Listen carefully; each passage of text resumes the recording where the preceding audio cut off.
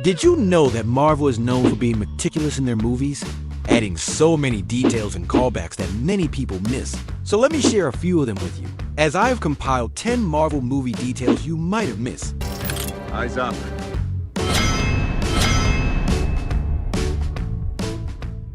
Did you know that in Avengers Endgame, Professor Hulk created one of the most broken things in the MCU, and it's more impressive than any of Tony Stark's inventions? He managed to create an immortality machine. This is when they were testing the time machine, Scott turned into a child, an old man and a baby. It's a baby. It's Scott. As a baby. But the amazing thing here is they retain the same memories as the normal Scott. This doesn't feel right. That means humans can use this machine to de-age themselves infinitely, without any negative side effects. Did you know that in Avengers 1, Tony almost didn't survive when he guided the bomb into the wormhole?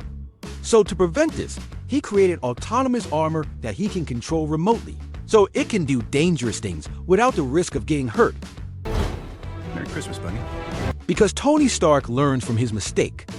Did you know that before Doctor Doom was introduced as the next villain who will replace Kang the Conqueror, we actually had a small hint about RDJ's return in the post-credit scene of Avengers Endgame? Many people think Endgame doesn't have any post-credit scene, but if you wait until the very end of the movie, you will hear this.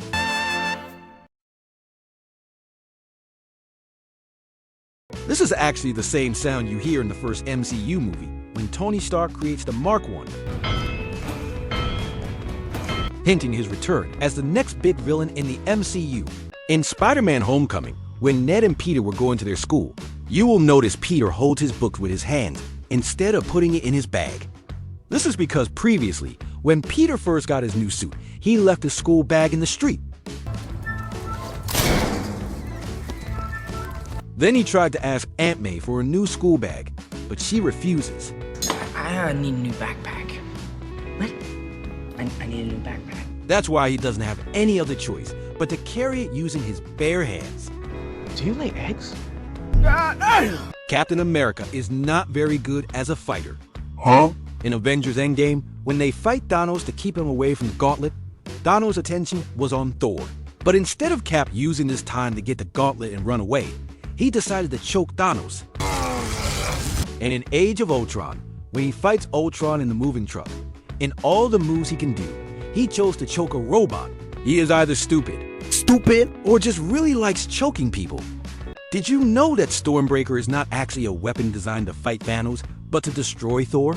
In Endgame, when Thanos fights Thor, when he uses a Stormbreaker, it easily cuts through Thor's magical armor. This is weird since when even a neutron star wasn't able to damage this armor.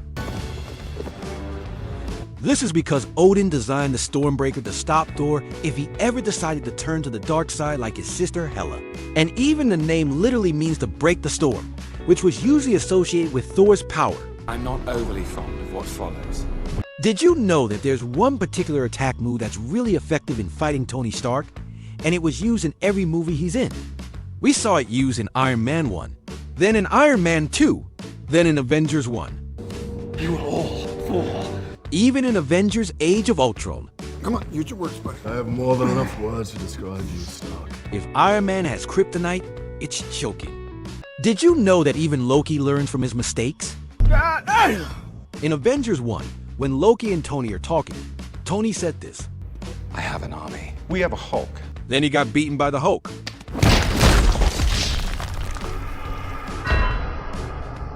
So in Infinity War, when he fights against Thanos, he pulled the same move. We have the Hulk.